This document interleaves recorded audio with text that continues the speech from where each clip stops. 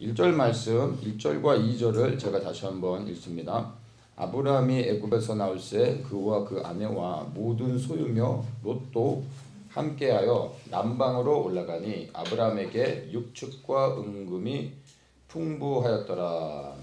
우리가 이제 12장을 지난주에 봤지만 아브라함이 기근으로 인해서 어쩔 수 없이 애굽으로 내려갔는데 오히려 애굽으로 내려갔던 사건으로 인해 그가 많은 재물과 또 가축들을 얻어서 다시 올라오게 됩니다. 그가 만났던 위기가 오히려 그에게 복이 되어진 겁니다. 그래서 보면은 애굽에서 남방으로 다시 올라왔다 이렇게 얘기하고 있습니다. 애굽은 이집트를 얘기하는 거고 이 남방이라는 것은 다른 것이 아니라 이제 이스라엘 지역으로 얘기하면은 네게브 사막을 이야기하는 겁니다. 그러니까 이스라엘의 최남단을 일반적으로는 부엘세바라고 하는데 거기가 이제 이스라엘 사람들이 거주하며 살 수 있는 이제 최남단의 지역으로 보면 됩니다. 그래서 우리가 흔히 이스라엘을 단에서 부엘세바 이렇게 얘기하죠. 최북단으로서는 단 지역이 사람들이 모여 사는 곳이었고 남쪽으로는 부엘세바입니다. 근데 그 부엘세바 밑에 그 땅을 네게브 사막이라고 흔히 얘기합니다. 그러니까 이스라엘의 사막이 이제 그 두 종류가 있습니다. 흔히 유대 광야라고 얘기하죠. 거기도 사막인데 유대 광야라고 얘기하고 그리고 이 남단에 있는 것을 네게브 사막 거기도 이제 광야입니다. 유대 광야와 네게브 사막을 이렇게 보면은 힘든 건 마찬가지인데 유대 광야와 네게브 사막은 그 분위기 자체가 또 완전히 다릅니다. 그래서 설명하기는 좀 그렇지만 가보면은 이제 압니다. 그래서 이 아브라함이 애굽 땅에서 금문부화를 가지고서 이제 네게브 사막 사람들이 살기는 어렵지만 이제 어쨌든 이 남방으로 올라왔다라는 것은 네게브 이스라엘의 이제 약속의 땅 하나님이 주신 약속의 땅으로 왔다라는 겁니다. 이제 그가 다시 하나님의 약속의 땅으로 다시 그 많은 것을 얻어가지고 돌아왔다 이제 이런 의미로 우리가 이해를 하면은 됩니다. 우리의 그 삶의 여정 가운데서 때로는 우리가 원치 않지만 하나님이 부르신 자리 또는 하나님이 주신 약속을 잊고 떠날 수 있습니다. 부르신 자리에서 벗어날 수 있습니다. 약속을 받았는데도 불구하고 약속을 잊어버릴 수도 있습니다. 그리고 그 약속을 생각하지 못하고 마음 어딘가에 묻어두고 살아갈 수도 있습니다. 그런 일들이 우리 안에 일어날 수 있는 겁니다. 근데 중요한 것은 우리가 어떠한 상황이 우리에게 온다 할지라도 하나님을 신뢰하는 것, 그리하여 하나님을 불신하지 않고 하나님을 떠나지 않는 것, 이게 중요합니다. 아브라함이 기근을 만나 애굽으로 내려간 건 사실이지만 그러나 그것이 하나님을 떠났다라는 것을 증명하는 건 아닙니다. 고난으로 인하여 어쩔 수 없이 애굽으로 내려갔지만 그것으로 인하여 아브라함이 하나님을 불신하거나 하나님을 저주하면서 떠난 것은 아니라는 것을 우리가 알아야 됩니다. 그래서 여러 가지 상황과 형편 우리가 그 살다 보면은 원치 않는 일들을 만나게 되잖아요. 그리하여서 부르신 땅 그 약속들을 잃어버리며 떠날 수 있습니다.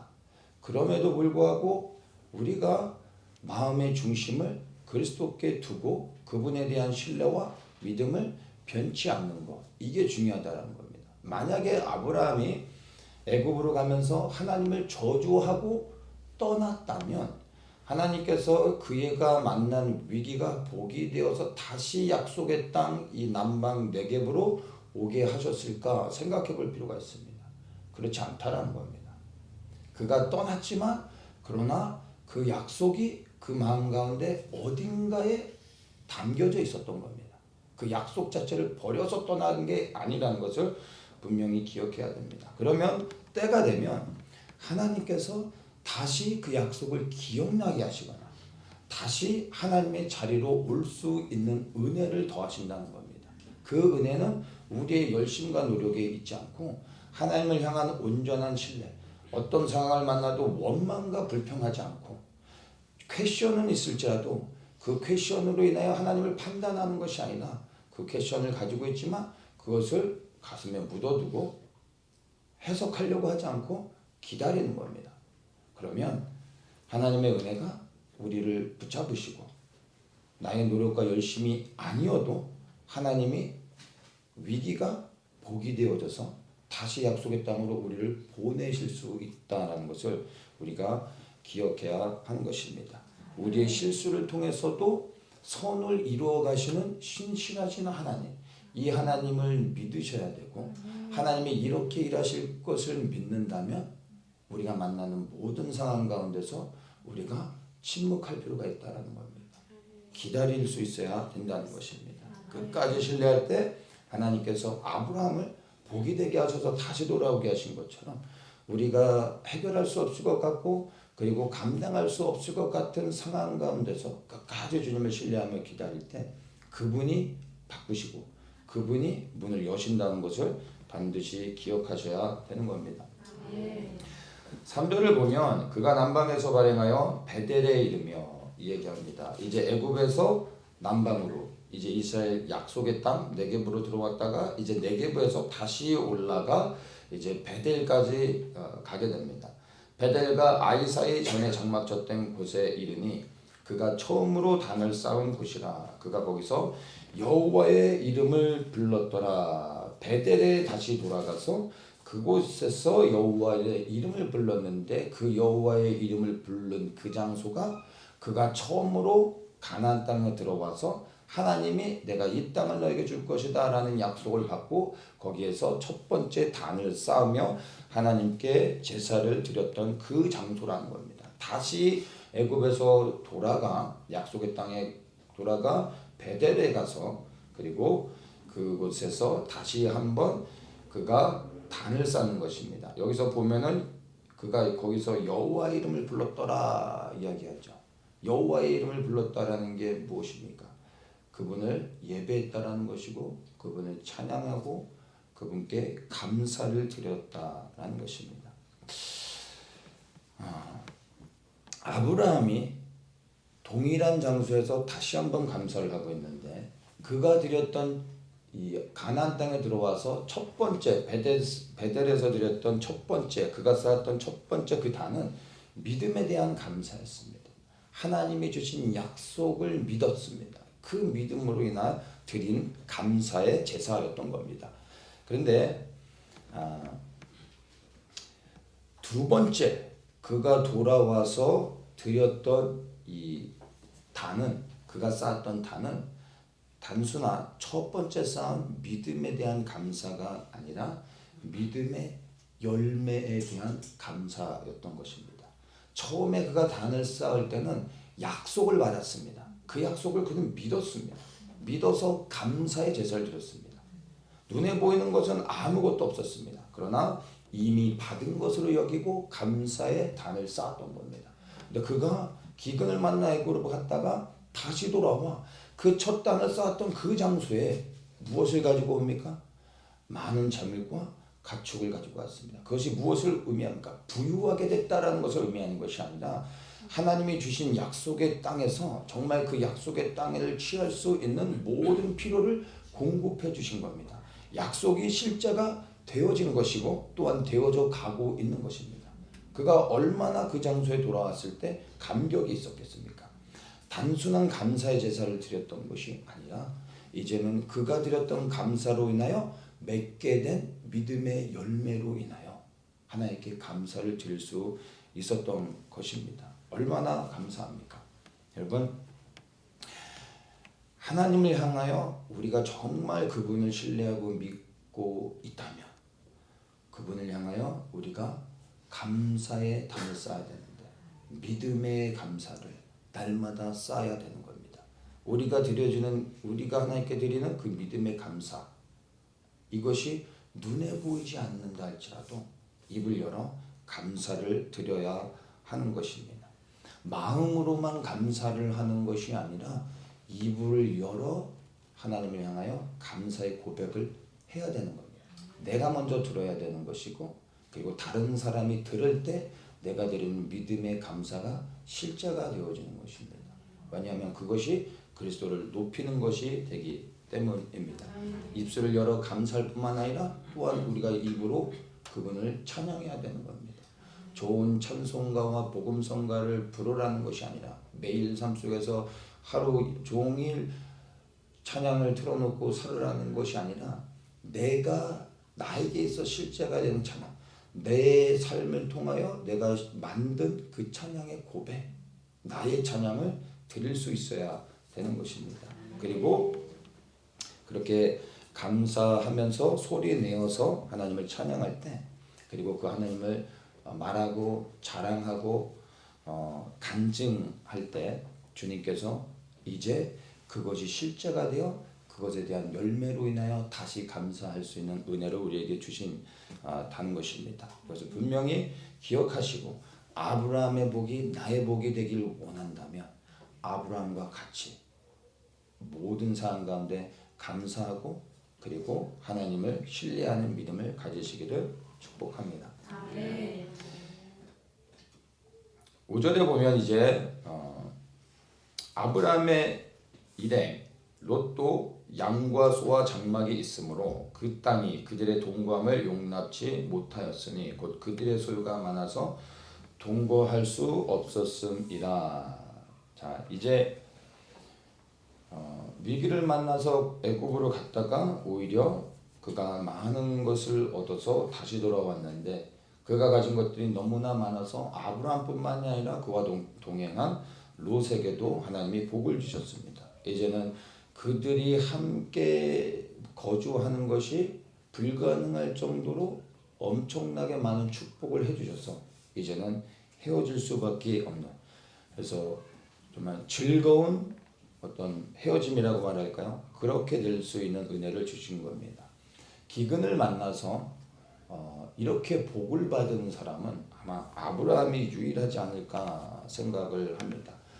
우리의 삶 속에 정말 이러한 아브라함의 복이 임하길 원한다면 여러분 나에게도 기근이 왔으면 좋겠다라는 고백이 아니라 어떠한 상황 가운데서도 아브라함과 같은 하나님을 향한 온전한 신뢰와 믿음을 그리고 입술의 고백을 통하여 드려지는 감사와 찬양이 있어야 된다는 것을 여러분 기억하십시오. 그러면 그 고난이 복이 되어줄 수 있는 것입니다. 말씀을 드렸지만 아브라함이 만났던 위기가 복이 되어줄 수 있었던 것 다른 것이 아니라 하나님에 대한 신뢰, 그리하여 그 약속을 주신 것에 대한 믿음, 그 믿음으로 인한 하나님께 감사였다는 것을 기억하시고, 나는 매일의 삶 속에서 내가 하나님을 정말 믿고 그리고 그리하여 신뢰하면서 날마다 감사를 드리고 있는가.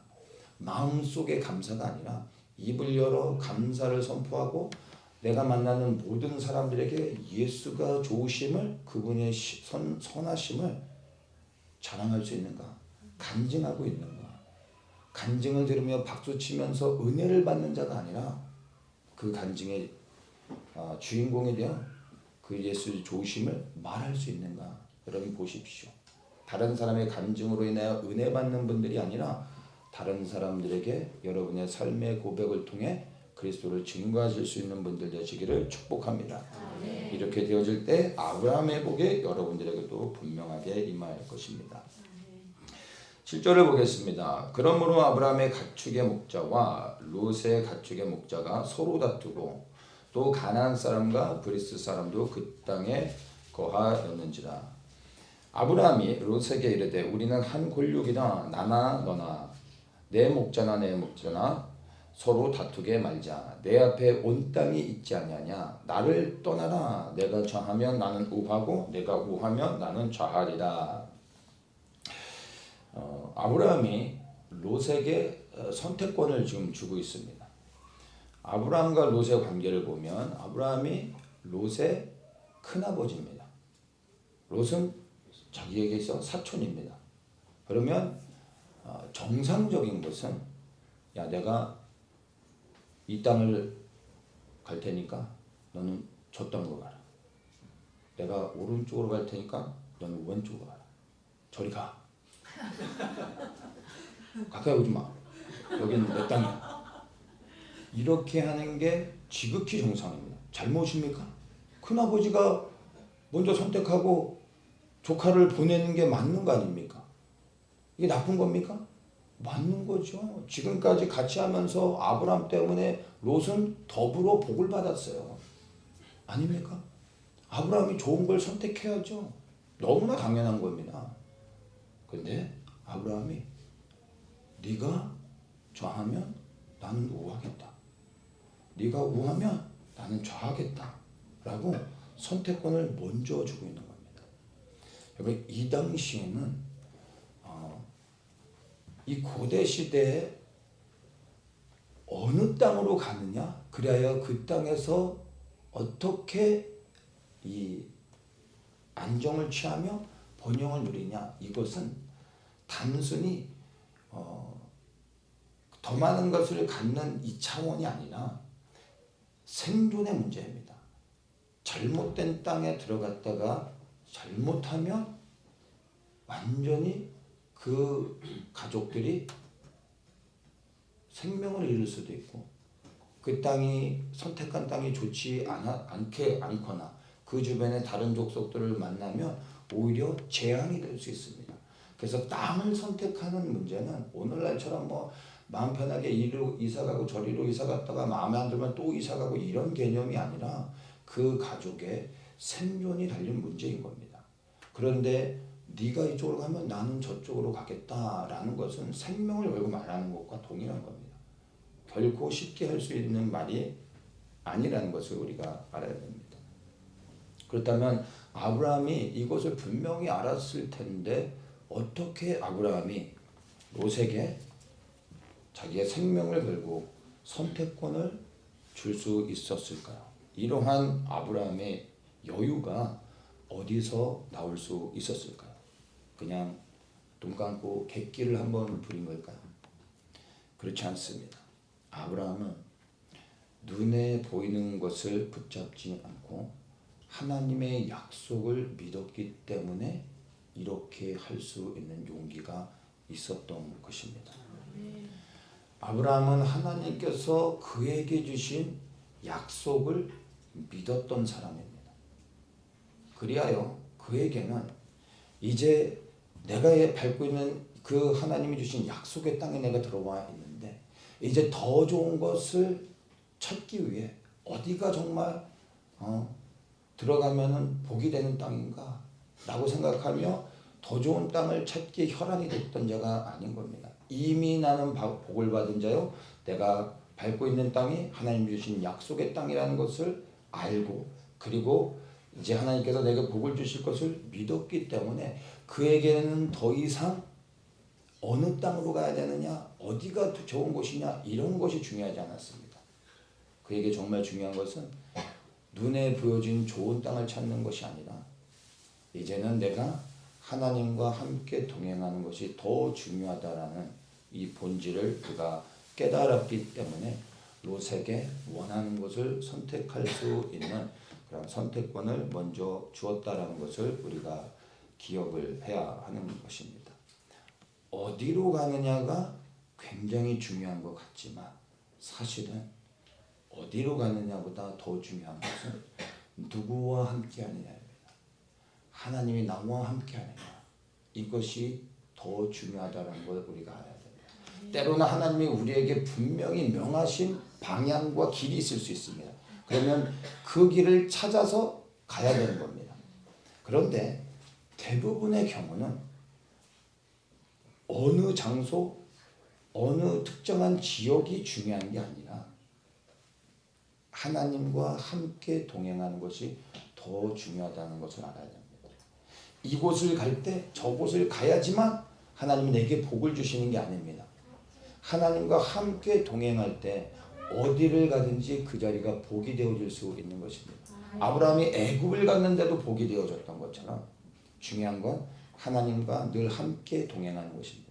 그러면 눈을 뜨고 하나님이 이리로 가시나 저리로 가시나 보면서 하나님 뒷공무니를 따라다니는 것이 동행하는 겁니까? 그런 동행이 아닙니다. 하나님과 동행한다는 것은 하나님이 가시는 곳마다 내가 따라가는 게 아닙니다. 그렇게 할 수가 없잖아요. 보이지 않는 하나님을 우리가 어떻게 따라다니겠습니까? 하나님과의 동행은 다른 것이 아니라 하나님의 말씀에 순종하며 살아가는 것이 동행입니다. 그분을 따라간다라는 것은 다른 의미가 아니라 그분과 동행한다라는 것은 다른 의미가 아니라 내가 말씀에 순종하여 살아가며 그것이 그리스도와의 동행이 되어지는 것입니다. 그러면 어디를 가든지 복이 되어질 수 있다는 것을 아셔야 되는 겁니다. 그러면 더 이상 눈에 좋은 곳을 찾아다닐 필요가 없는 것입니다. 내가 있는 자리가, 내가 떠나는 그 자리가 하나님의 복을 받는 자리가 됩니다. 왜냐하면 하나님이 동행하고 있기 때문입니다. 나는 하나님과 동행하는 삶을 살고 있는지 여러분 스스로를 돌아보십시오. 내 옆에 하나님이 계신가를 보는 것이 아니라 내가 말씀에 순종하고 있는가, 그리하여 내게 주신 이 말씀에 따라 내가 살아가고 있는가를 보시면 되는 겁니다. 이게 되어지면 아브라함처럼 담대하게 너가 원하는 것을 취하라, 나는 다른 방향으로 가겠다라고 말할 수 있는 것입니다.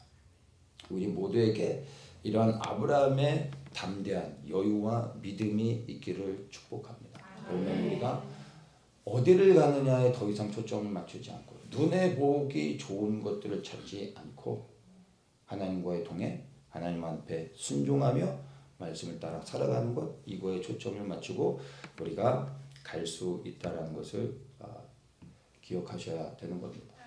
그래요. 이 하나님과의 동행에 있어서 중요한 것이 무엇이겠습니까? 하나님의 말씀에 순종하는 것인데, 말씀에 순종하기 위해서는 우리가 말씀을 잘 알아야 되겠죠. 말씀을 아는 것도 중요한데 이 말씀을 잘 아는 것 또한 우리가 고민을 해볼 필요가 있습니다. 우리가 늘 말씀을 읽고 묵상합니다. 근데 여러분, 말씀을 묵상하는 이유가, 그 목적이 여러분에게 있어서 무엇입니까? 성경을 매일 보고 묵상하며 말씀이 무엇을 의미하고 있는지 우리가 날마다 씨름하는데, 여러분이 말씀을 알아가려고 하는 목적이 여러분에게 있어서는 무엇입니까? 지식을 쌓기 위한 겁니까? 궁금해서입니까? 알기 위한 것입니까? 우리가 말씀을 읽고 묵상하며 하나님의 말씀을 알아가려고 하는 이유는 단 하나여야 되는 겁니다. 말씀에 순종하기 위한 것입니다. 말씀을 많이 아는 게 중요하지 않습니다. 여러분, 말씀을 많이 알려고 하는 것은 지식의 영입니다. 근데 이 말씀을 많이 알려고 하는 것이 눈에는 선하게 보일 수 있지만 그렇지 않을 수 있습니다. 지식 자체가 우리에게 유익하지 않습니다. 지식이 그렇다고 우리에게 해를 주는 것도 아닙니다.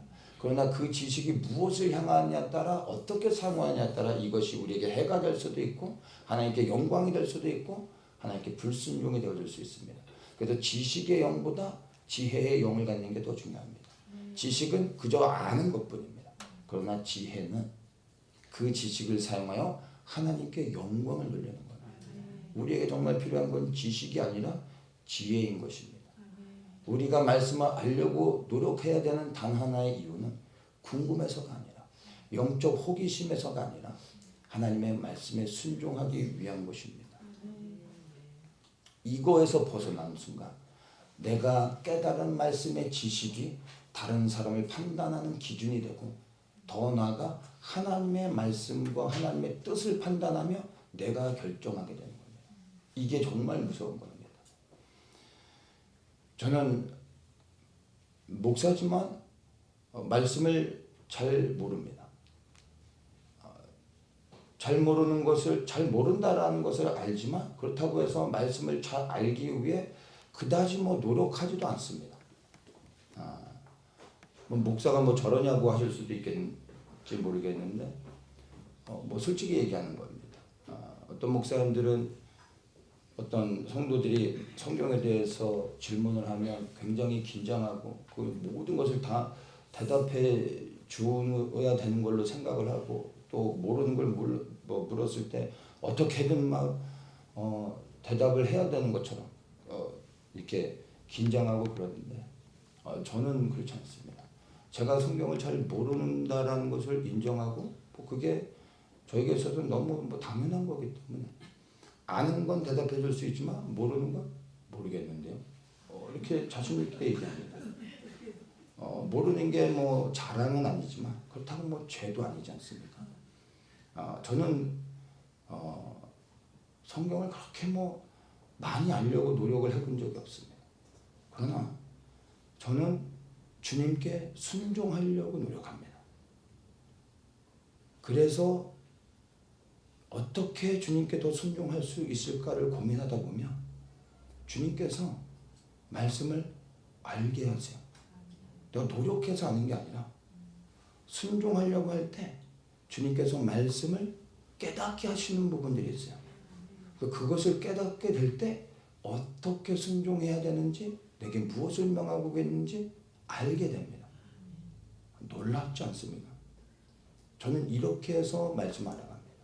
지금도 저는 성경을 잘 모르지만 저는 항상 자신감이 넘칩니다. 성경을 몰라도 저는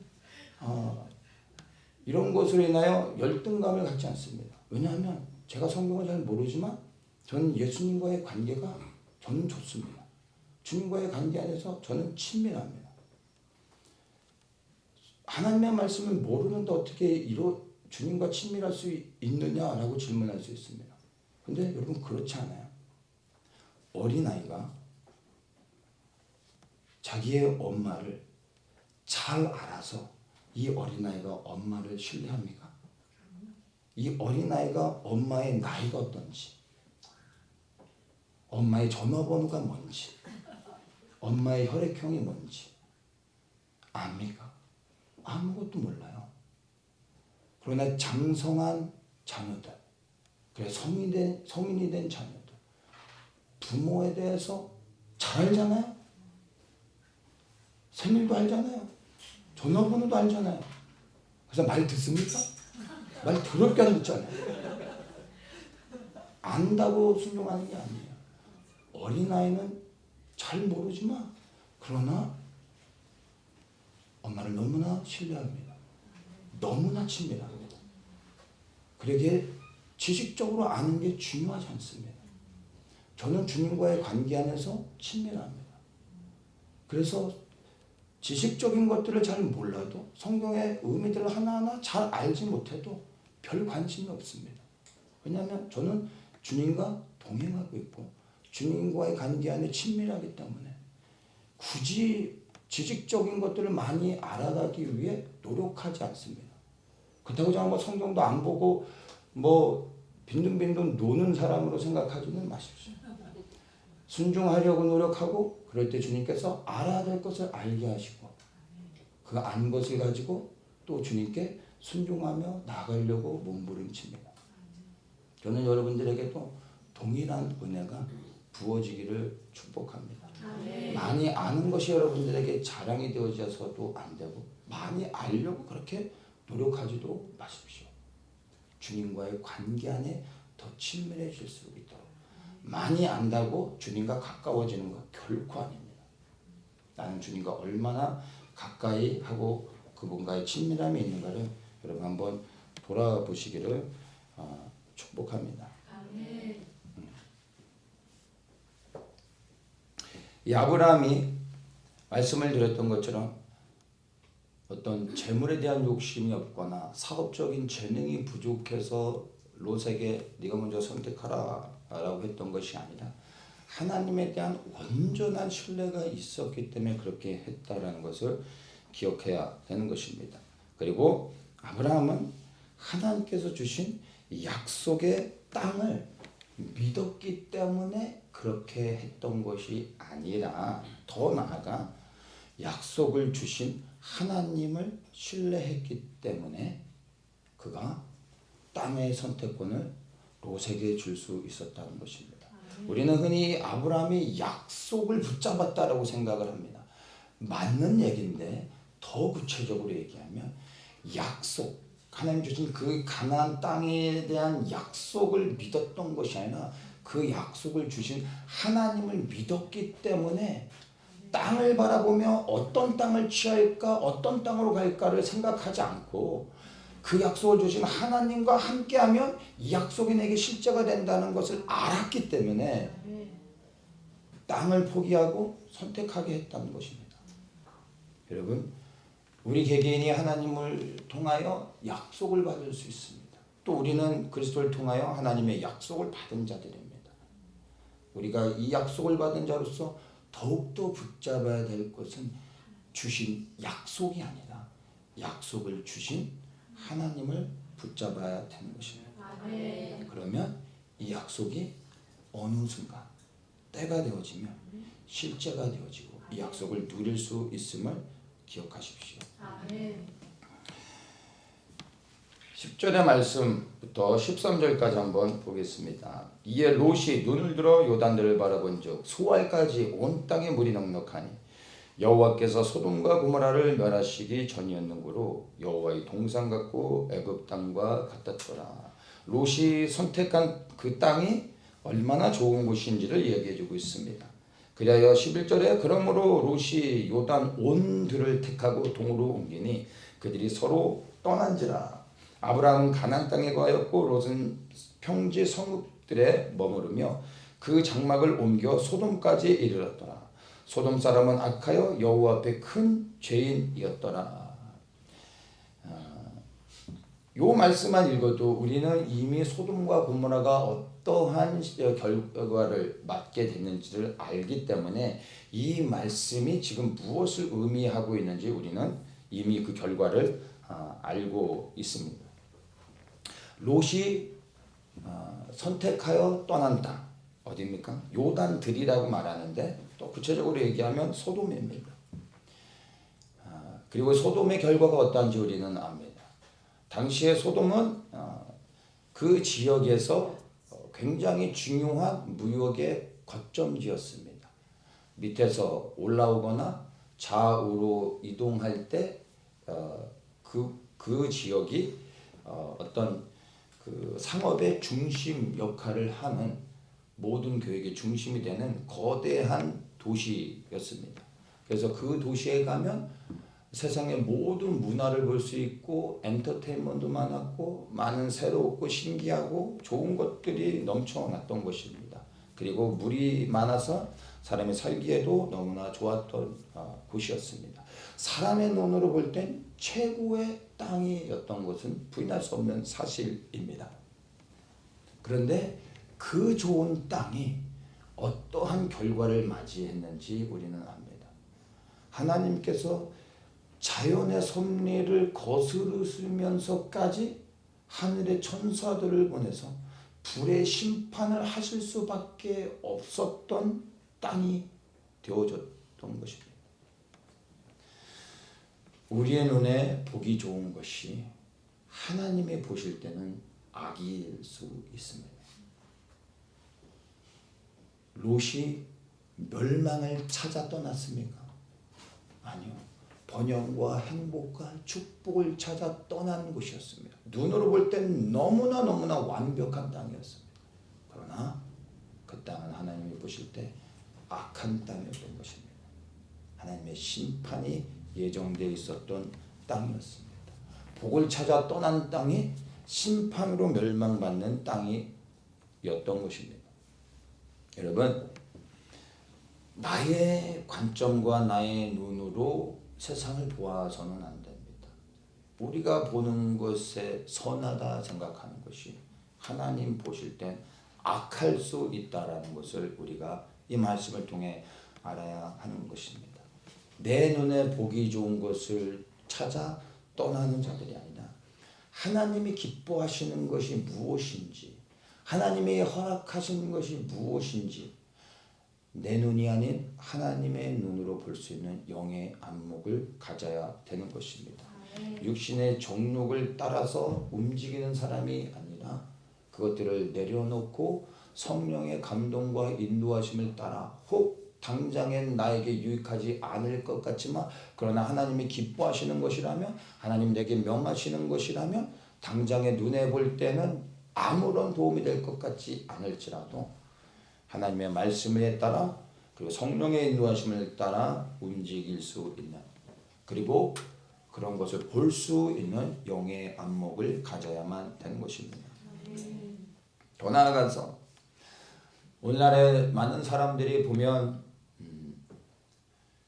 육신의 건강을 위해서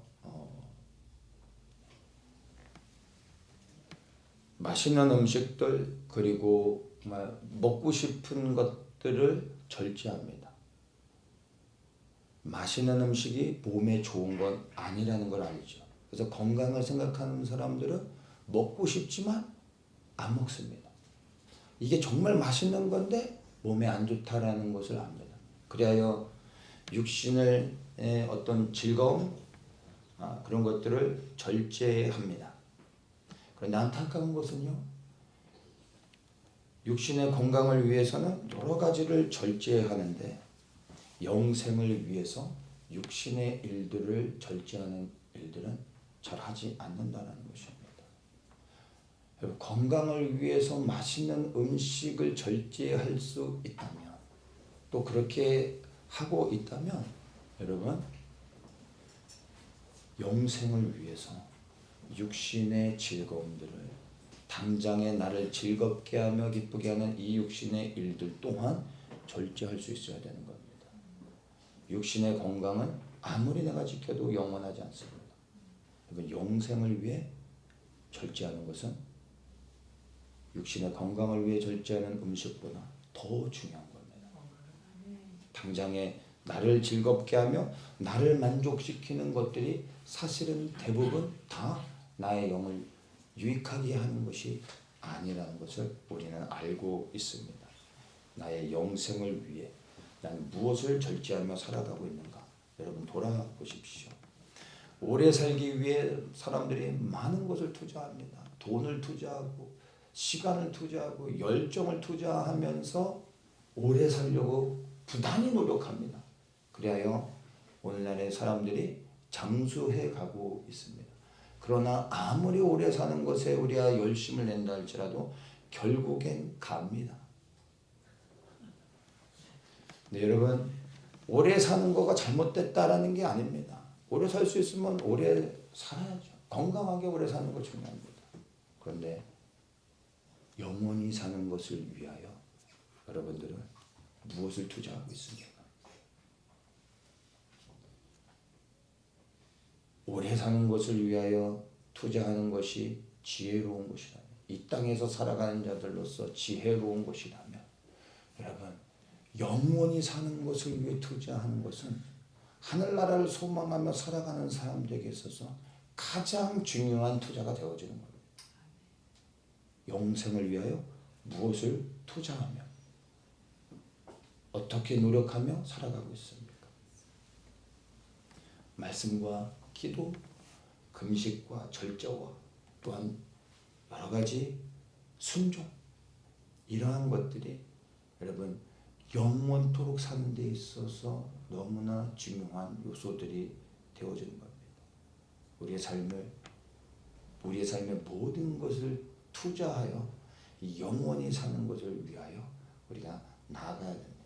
그리고 이것에 아낌없이 여러분들의 삶을 투자하시기를 축복합니다. 아멘.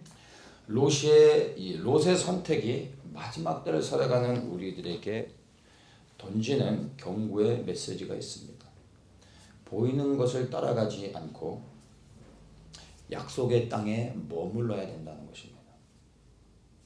눈에 보기 좋은 것이 사실은 심판의 자리일 수 있다는 것을 우리는 분명히 봅니다. 약속의 땅에 머무르는 것이 그것이 축복이며 생명 얻는 길이라는 것을 여러분 기억하십시오. 심판을 피하고 싶습니까? 어디로 가야 심판을 피할 수 있는가? 어디로 가야 재난을 피할 수 있는가? 그리하여 재난이 없는 곳을 찾지 마십시오. 찾아질 것 같지만 못 찾습니다. 약속의 땅에 머무르는 것, 주님에게 명하신 자리로 가는 것이 심판을 피하는 복된 길임을 기억하십시오. 심판을 피하기 위해 이리저리 돌아다니지 마시고 약속의 땅에 머무르시길 축복합니다. 약속의 땅에 머문다는 것이 무엇을 의미합니까? 다른 것이 아니라 내게 주신 이 약속의 땅에 머문다라는 것은 하나님의 말씀에 순종하는 겁니다.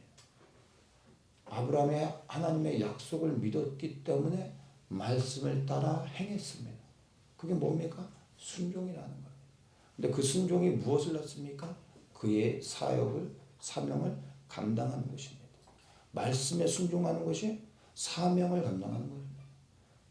사명을 감당하는 건 부르신 자리를 지키는 겁니다. 우리 각자를 하나님이 어디로 부르시고 계신지, 내가 서야 될 자리가 어디인지 여러분 눈을 열어 보셔야 됩니다. 그 자리에 있는 것이 가장 안전한 피난처요, 구원 얻는 길이라는 것을 여러분들이 분명히 기억하셔야 됩니다. 살려고 하지 말고 여러분 순종하십시오. 순종하면 진정으로 살게 되는 것입니다. 14절입니다. 롯이 아브람을 떠난 후에 여호와께서 아브람에게 이르시되 너는 눈을 들어 너 있는 곳에서 동서남북을 바라보라. 보이는 땅을 내가 너와 내 자손에게 주리니 영원히 이르리라. 내가 내 자손으로 땅의 티끌 같게 하리니 사람이 땅의 티끌을 능히 셀 수 있을진데 내 자손도 세리라. 너는 일어나 그 땅을 종과 행으로 행하여 보라. 내가 그것을 내게 주리라. 이 14절에 하나님께서 아브라함에게 말씀하십니다. 눈을 들어 동서남북을 바라보라. 17절에 그 땅을 종과 행으로 행하여 보라. 바라보라. 행하라. 말씀하고 있습니다. 우리는 말씀을 의지하여 믿음의 눈으로 먼저 바라볼 수 있어야 합니다. 여러분의 눈을 들어 바라보십시오. 히브리서 11장 1절에 믿음은 바라는 것들의 실상이요 보지 못하는 것들의 증거다. 이렇게 말씀하고 있습니다. 보이는 것이 실제가 아니라 믿음이 실제라고 이야기하고 있는 겁니다. 또한 보이지 않는 것을 어떻게 무엇으로 확신할 수 있습니까? 이 히브리서 11장의 말씀을 보면 보이지 않는 것을 확신할 수 있는 것이 믿음이라고 말합니다. 믿음이 보이지 않는 것에 대한 증거, 확신이라는 것입니다. 그러면 그 믿음, 보이지 않는 것에 대한 확신, 이 믿음의 근거가 무엇인 겁니까? 이 믿음은 하나님의 말씀을 근거로 한다는 것입니다. 우리는 믿음 하면서 믿습니다라고 말하는데 이 내가 믿는 그 믿음의 근거가 나에게서 나오는 게 아니라는 이야기입니다. 나의 소원, 나의 꿈, 나의 계획, 이것이 이루어질 걸 믿습니다라는 것이 믿음이 아니라는 겁니다. 믿음은 하나님의 말씀에 근거해야 되는 겁니다. 하나님이 내게 주신 것을 붙잡아야 이것이 살아있는 믿음이 되어 내 삶을 열어내시는 것이 됩니다. 내가 만들어낸 믿음을 붙잡고 사시지 마시고 하나님의 말씀으로부터 믿음을 취하여 그리고 말씀을 따라 믿음으로 행하시기를 축복합니다. 믿음의 눈으로 바라보고 그리고 믿음의 행함으로 땅을 밟는 것. 오늘 이 말씀이 우리에게 주시는 굉장히 중요한 의미가 있습니다. 이것이 약속의 땅을 취하는 영적인 원리가 되는 것입니다. 아브라함에게 먼저 약속의 땅을 주셨고 그 약속의 땅을 눈을 들어 동서남북으로 사방을 다 바라보게 했다는 것입니다. 그 다음에 일어나 뭐라고 합니까? 종과 행으로 행하라. 너가 바라본 동서남북의 모든 방향들, 너가 본 땅들을 향하여 너가 직접 발을 밟고 온 땅을 다녀라. 위에서 아래까지 너가 그것을 다 땅을 밟아라. 이렇게 말씀하고 있는 것입니다. 그리고 보게 하신 것을 밟게 하시고, 그리고 그렇게 아브라함이 본 것을 밟았을 때 그가 바라보고 밟은 모든 땅이 아브라함의 땅이 되도록 하나님이 축복해 주셨다라는 겁니다. 이 말씀이 굉장히 중요합니다. 우리가 매년 이스라엘 가서 땅을 밟으며 기도하는 이유와 성경적인 근거가 사실은 여기에 있습니다. 여러분, 바라보게 하십니다. 그 다음에 밟게 하십니다. 그리고 그것을 하나님의 뜻을 이루시는 겁니다. 그리하여 우리가 매년 이 말씀을 의지해 순종함으로 땅을 밟습니다. 가서 보지요. 본 곳을 밟으며 그곳에 하나님의 뜻이 이루어질 수 있도록 기도하는 겁니다. 이루시는 것은 하나님에게 있습니다. 우리는 말씀을 따라 믿음으로 행하면 되는 겁니다. 하나님의 때에 하나님이 이루시는 것입니다. 이스라엘 위에 기도하게 하셨고 그 기도가 쌓였더니 저로 하여금 이스라엘 땅을 밟게 해주셨습니다. 한국을 위해 오랫동안 기도하게 하셨고 이제는 한국 땅을 밟고 한국에서 살아가게 하셨습니다. 우리가 북한을 위해 기도하고 있는데 때가 되어지만 하나님께서 북한의 문도 열어주시고 기도하는 대로 그 땅을 밟을 수 있게 해주실 거라 저는 믿습니다.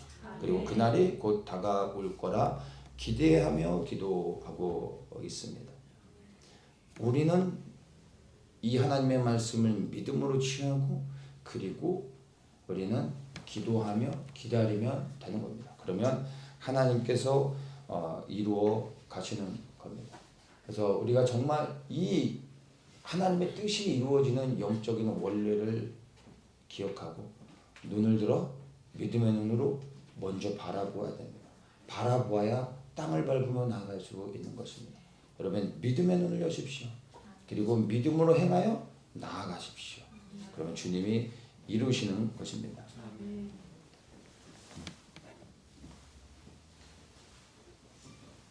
아브라함이 올라가서 눈을 들어 동서남북으로 보았던 곳이 베델인데, 더 구체적으로 얘기하면은 베델이라는 지역에 있는 바알 하솔이라는 산입니다. 이 바알 하솔은 이 에브라임 산지가 이렇게 좌우로 쭉 연결이 되어 있는데 이스라엘 중부에서 가장 큰 산지입니다. 근데 이 에브라임 산지에서 가장 높은 산봉우리가 바알 하솔이라는 산봉우리입니다. 이곳이 베델 옆에 있습니다. 그래서 해발 한 1000m가 조금 넘습니다. 그래서 이스라엘 내륙 중부에 있는 산으로서는 가장 높은 곳입니다. 이스라엘에서 가장 높은 산이 헐몬산입니다. 2000m가 훨씬 넘는데 북쪽에 최북단에 있으면서 가장 높은 곳입니다. 그러나 북쪽에 위치하고 있는데 이 바알 하솔은 이스라엘의 정중앙에 있습니다. 남북으로 봐도 중앙이고 동서로 봐도 중앙에 위치한 곳이 바알 하솔입니다. 그래서 이곳에 하나님이 아브라함을 올라가게 하셨습니다. 그리고 그 가장 높은 산에서 동서남북으로 다 바라보게 했습니다. 이 바알 하솔에서 산봉우리에 올라가서 동서남북을 바라보면 위쪽은 날씨가 가장 좋을 때, 구름이 없을 때 단까지 보입니다. 그리고 이 최남단을 보면 부엘세바 땅을 육안으로 볼 수 있습니다. 서쪽으로는 지중해를 볼 수 있습니다. 바다가 실제로 보입니다. 동쪽으로는 요단강이 보여집니다. 하나님께서 의미 없이 그냥 형식적으로 동서남북을 바라보라 말씀하셨던 게 아닙니다. 그냥 평지에서 동서남북을 바라보면 앞에 다 막혀 있습니다. 그리고 그 땅을 밟아라 하면은 이게 약속의 땅입니까? 아니죠. 바알 하솔에 올라가 눈으로 단에서 부엘세바까지 다 보게 하셨던 겁니다. 그리고 네가 본 땅들을 밟아라. 이 밟으라는 의미가 뭡니까? 믿음으로 순종하라는 겁니다. 네가 본 것이 너의 땅이 되어진다는 것을 믿는다면 네가 밟아라. 믿음으로 행하라. 이 믿음을 통해 하나님이 그 땅이 아브라함의 땅이 될 수 있도록 해 주신다는 것입니다. 이 바알 하솔은 지금은 이제 이스라엘 군대의 레이더 기지입니다. 그래서 일반인들은 민간인들은 출입할 수 없는 곳이 됐어요. 그래서 이제 바알 하솔에 올라가는 것은 불가능합니다. 가만히 보면 이스라엘 군대가 이 바알 하솔을 군사 지역으로 형성하고 레이더 기지를 만들었다는 의미는 그곳이 이스라엘 전역을 레이더를 통해서 감시할 수 있는 가장 좋은 위치이기 때문에 한 것입니다. 그러니까 이 말씀이 정말로 얼마나 실제인지를 알 수 있습니다. 그 바알 하솔에서 볼 때 왼쪽 편 좀 아래의 그 지역이 이제 그 베델 전망대라고 있는데 이 전망대에서 보면 그래도 저쪽 지중해가 좀 보이고 이 요단강까지도 좀 볼 수 있습니다. 네. 내년에는 이 베델 전망대를 가서 볼 건데 이 베델 전망대 바로 또 앞에 야곱의 돌베개도 있습니다. 그래서 거기에서 또 기도하는 일들을 하게 될 텐데 우리가 이렇게 그런 곳을 다니면서 약속의 성취가 있는 것들을 보고 그리고 기도하는 것 이런 것들이 정말 중요합니다. 예레미야 31장 이제 말씀을 이 14절 이 말씀과 연결해서 우리가 좀 보겠습니다.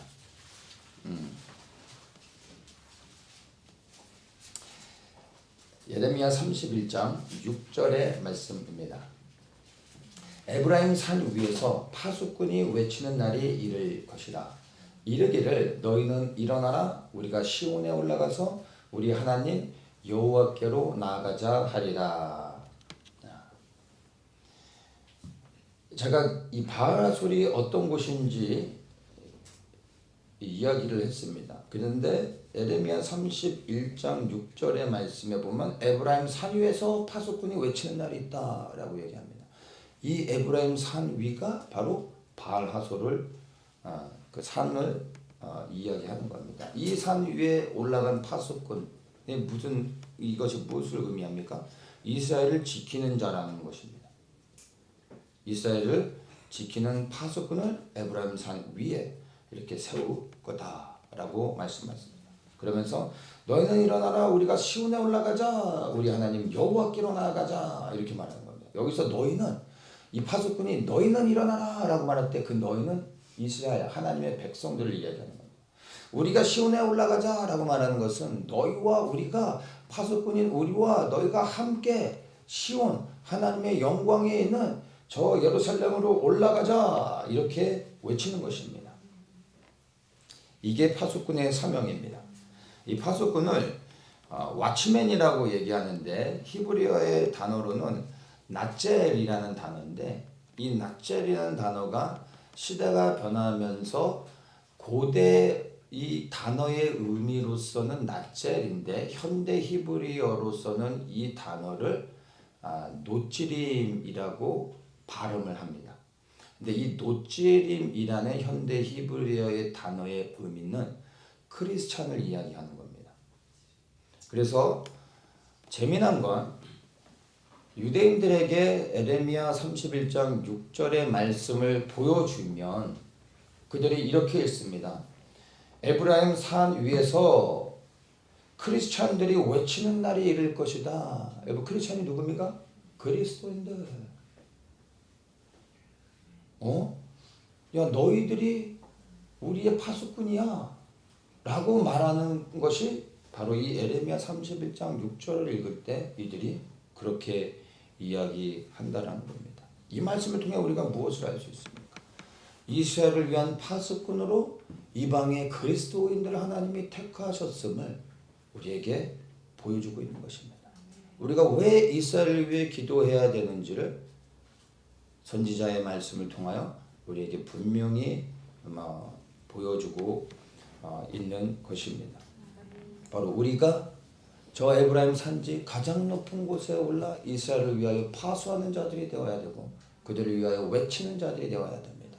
때가 왔다. 이제 우리가 우리의 메시아인 예수 그리스도를 향하여 이제 우리가 시온으로 올라가자. 그분을 예배하자 라고 외쳐야 한다는 것입니다. 그럴 때 우리가 이렇게 그 땅을 밟고 이 베델에서 이렇게 외치며 기도할 때, 파수꾼의 외침으로 소리내어 기도할 때 우리의 기도를 통하여 주님께서 이스라엘에 있는 수많은 하나님을 알지 못하는 많은 유대인들이 예수 그리스도께 돌아와 구원 얻는 역사를 그분이 행하실 거라 믿습니다. 우리는 기도하면 되는 겁니다. 말씀을 따라 순종하면 되는 겁니다. 그리고 주님이 이루시며 그리고 거룩한 하나님의 택한 백성들이 준비되어질 수 있도록 일하실 것입니다. 우리는 이 말씀과 또 오늘 우리에게 주신 이 13장의 말씀 가운데서 정말 바라보라 그리고 믿음으로 행하라 라는 이 말씀을 여러분 기억하기 원합니다. 그리고 실제로 우리가 이 말씀이 이루어질 것을 믿으며 우리가 이제 기회가 되어지는 대로 땅을 밟으며 그리고 축복하며 계속해서 기도하며 나아가야 되는 것입니다. 한 가지 더 좀 나누고 싶은 거는 말씀과 뭐 큰 상관은 없지만 괜히 한 번 더 나누고 싶어서 생각이 나서 나누는데 먼저는 바라보고 그 다음에 바라본 땅을 향하여 나아가는 것, 이게 중보자의 사역 가운데 가장 중요한 부분이 되는 겁니다. 우리가 기도만 하는 것이 아니라 기도하면 실제로 땅을 밟게 됩니다. 밟게 하십니다. 그리고 그 땅에서 우리가 또한 보는 곳을 향하여 땅을 밟고 기도할 때 하나님의 뜻이 이루어지는 것을 우리가 경험하게 됩니다. 그래서 우리가 매년 이스라엘을 가는 것도 바로 이러한 말씀에 근거한 것이고 그 땅에 우리가 예언의 성취가 있는 땅에 가서 그 땅에서 하나님의 뜻이 이루어질 수 있도록 기도하는 것. 그리하여 왜 우리가 여기에 왔는지 이 땅에 어떠한 영적인 의미가 있는지를 나누고 그리고 여기에서 무엇을 위해 기도해야 되는지를 우리가 나누고 그리고 그 하나님의 뜻이 이루어지길 위해 기도할 때 하나님의 시간에 하나님이 이루시는 것이 정말로 중요하다는 것을 여러분들이 아셔야 됩니다. 그래서 정말 참된 중보자는 마음으로 먼저 기도합니다. 믿음의 눈으로 바라보며 기도합니다. 그리고 때가 되어지만 하나님께서 실제로 땅을 밟을 수 있는 기회를 주시고 마음을 주셔서 실제로 그 땅을 밟고 수년 동안 기도했던 그 땅을 밟고 기도할 때 우리의 마음 가운데 하나님의 마음이 더욱더 부어지며 깨닫게 하시고 보여주는 것이 있다는 것입니다. 이 바라보고 이 행하는 것 가운데 이제 많은 사람들이 이제 북쪽으로 많이 들어가는데 이제 예루살렘부터 해서 그 위쪽으로 많이 가는데 이제 더욱더 중요한 것은 위쪽을 파수하는 것도 중요하지만 이제 예루살렘을 중심으로 해서 밑으로 내려가는 남방 그 네게부 쪽으로 내려가서 그 땅을 밟으며 그 땅의 회복을 위하여 축복하며 기도하는 것이 마지막 시대 가운데 또 굉장히 중요합니다. 왜냐하면 회복을 위하여서 준비되어져야 되는 땅이 이제 아래쪽 남쪽입니다. 많은 유대인들이 이제 문이 열려 이스라엘로 돌아올 때 그 돌아온 모든 사람들을 수용할 수 있는 유대인 정착지는 가장 안전하고 확실하게 준비될 수 있는 곳이 네게부 사막입니다. 예전에는 브엘세바까지밖에 사람이 살 수 없었지만 지금은 이제 계속 브엘세바 밑으로 개간을 하면서 이 땅이 개간되어지고 도시가 건설되어져 가고 있습니다. 10년 전에 갔다 왔을 때만 해도 부엘세바 밑에 큰 도시들이 이미 건설되어졌고, 그리고 소수의 중보자들이 그 부엘세바 밑으로 들어가서 그 지역에 기도의 집을 세우며 기도하는 사람들이 있었습니다. 소수였지만 있었습니다. 그런데 지금은 많은 사람들이 남쪽으로 네게브 쪽으로 이주하고 있습니다. 그리고 많은 유대인 정착촌도 문제가 있는 저 서쪽 그리고 저 동쪽 충돌에 있는 그런 곳에 정착촌이 세워지는 게 아니라 네게브 부엘세바 밑에 남쪽에 세워져야 됩니다. 그래야 안전하고 충돌이 없고 많은 사람들을 수용할 수 있습니다. 그래서 이 남쪽으로 내려가면서 그 땅들을 축복하는 것이 중요합니다. 그래서 부엘세바에 가면 아브라함의 이제 우물부터 해서 미츠페라몬이라고 이제 이스라엘의 그 그랜 캐년이라고 하는 정말로 아름다운 전망이 있는 곳이 있는데, 그곳을 바라보면서 기도하면 그 바라보는 곳이 네게브 사막을 통과하여 저 이스라엘 최남단을 향하는 방향이 됩니다. 그래서 네게브 사막을 쭉 가로질러 가면 내려가다 보면 이제 이 키부츠가 하나 있고, 좀 가다 보면 또 이스라엘 군부대밖에 없습니다. 워낙에 이제 사막화된 지역이라 거의 이제 에일랏까지 2시간 정도 가서 내려가면 에일랏 가기 전에 팀나라는 곳이 있는데, 이 팀나는 유대인들이, 그러니까 이스라엘이 그 40년의 광야 생활 가운데 짓고 지었었던 그 성막이 성경의 모형 그대로 동일한 사이즈로 이렇게 만들어져서 팀나 공원이라고 있습니다. 그래서 성막의 모형과 그 성막 안에 모든 것들을 그대로 다 재현해 놓고 안내인이 친절하게 그 안내를 해주면서 구약의 성막의 의미, 영적인 의미들을 구약의 관점으로 쫙 설명을 해줍니다. 그런데 그걸 다 듣고 난 다음에 저는 크리스찬입니다 라고 말하면 이 안내인이 다시 한번 들어가서 신약의 관점으로 성막을 다시 풀어서 설명을 해줍니다.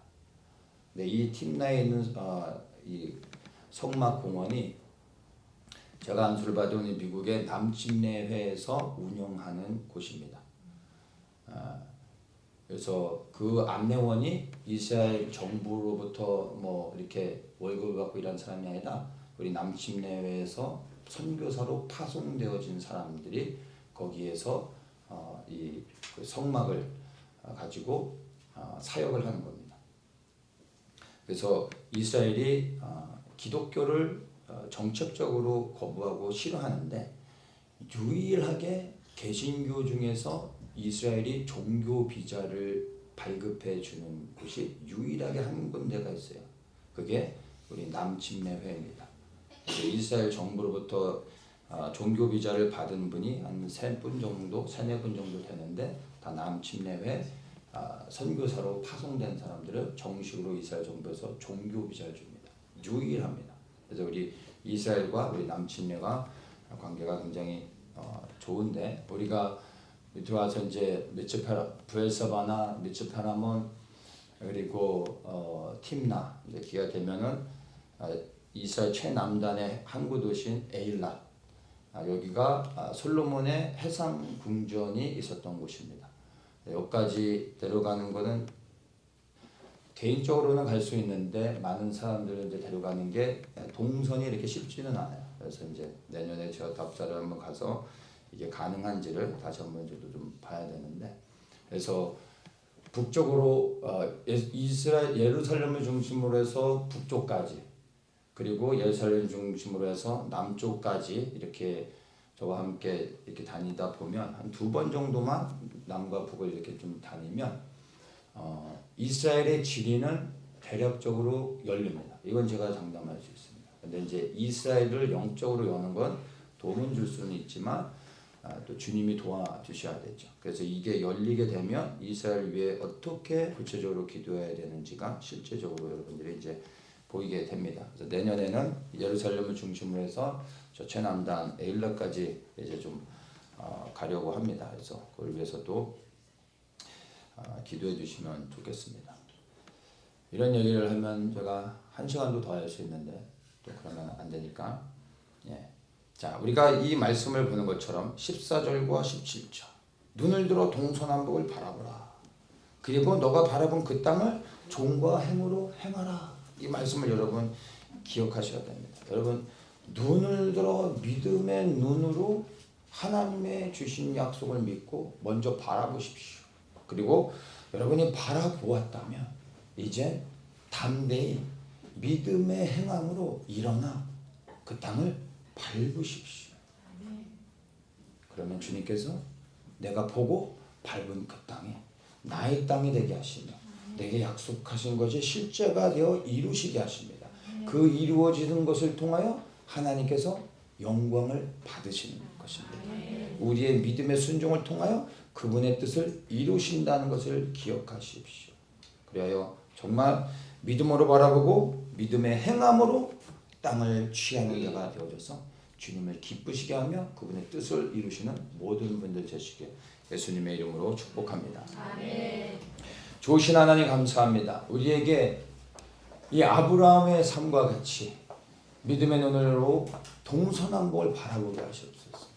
그리고 바라본 그 땅들을 향하여 믿음의 행함으로 나아가 그 땅을 밟고 그리하여 밟은 땅들이 우리의 것이 되어주는 은혜를 경험하게 하시고 그 약속의 성취를 통하여 우리의 좋으신 예수 그리스도의 선하신 뜻이 이루어지게 하여 주시옵소서. 모든 영광 오직 우리의 왕 되신 예수 그리스도께서 받으시길 간절히 소원하며 예수님의 이름으로 기도합니다.